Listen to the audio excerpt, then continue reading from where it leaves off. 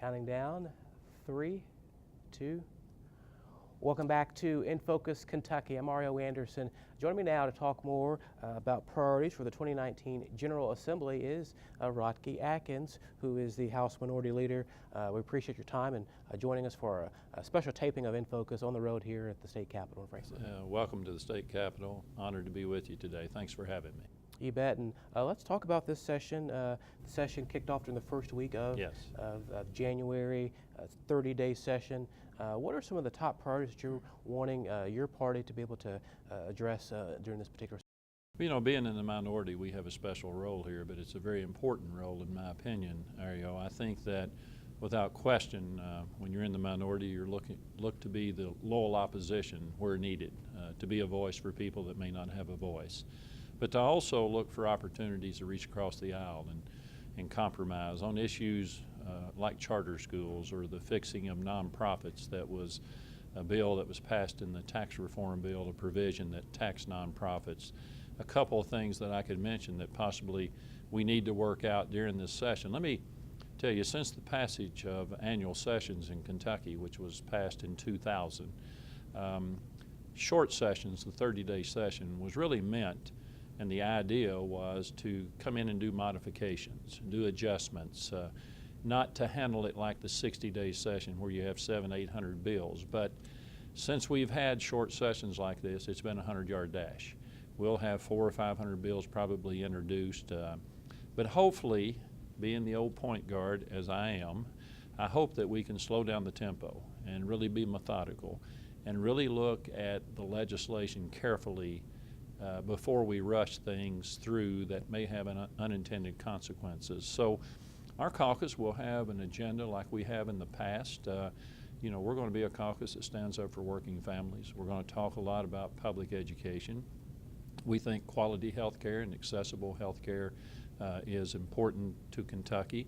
We think the tax bill that was passed was an unfair tax bill. It raised taxes on 95% of Kentuckians and lowered the tax on 5%. We believe that was wrong. It taxed nonprofits. So to come in and do some cleanup things, I think is important. We believe the pension issue has been helped along greatly by the reforms we did in 2013 in a very bipartisan way. And if you look at the numbers don't lie. Over the last 2 years, the Kentucky retirement system has earned from its investments over $2.4 billion. Kentucky teacher retirement last year alone gained 18.4% in their earnings. So we believe that the reforms that were made in 2013 are working. They ought to be given the opportunity to work, and we ought to fund fully the pensions as we move forward. We're back on the right track. That's exactly what the pension boards have said as they said in committee rooms 2 weeks ago.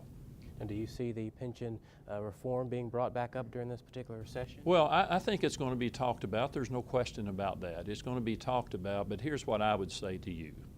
Any good thing that has happened here in my time of service has happened when you've had compromise, when you've brought the stakeholders to the table and allowed them to be a part of the process.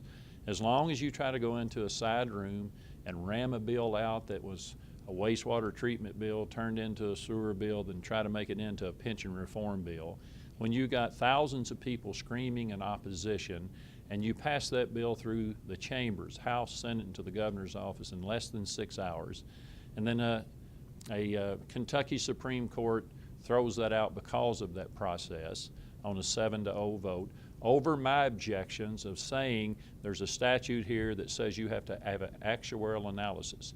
It'd be nice to have an actuarial analysis on the pension bill to tell you how it was going to work. It didn't have one, and the statute plainly says there has to be one. When I stood up and said, I'm not out of order, Mr. Chairman, you're out of order, you're breaking the law, and the Supreme Court proved that. So here's what I would say. There needs to be a working group. It needs to be bipartisan. If there's any changes made to the pension bill moving forward, it needs to be done in the way it was done in 2013, the way it was done in 2010, and the way it was done in 2008. Coming through 2 crashes of the stock market, the greatest recession in mine in your lifetime, any reforms that have been good, not only in pensions, any reforms since I have served here, has been done in a bipartisan way, and it's been done with compromise, and it's been done with the stakeholders at the table.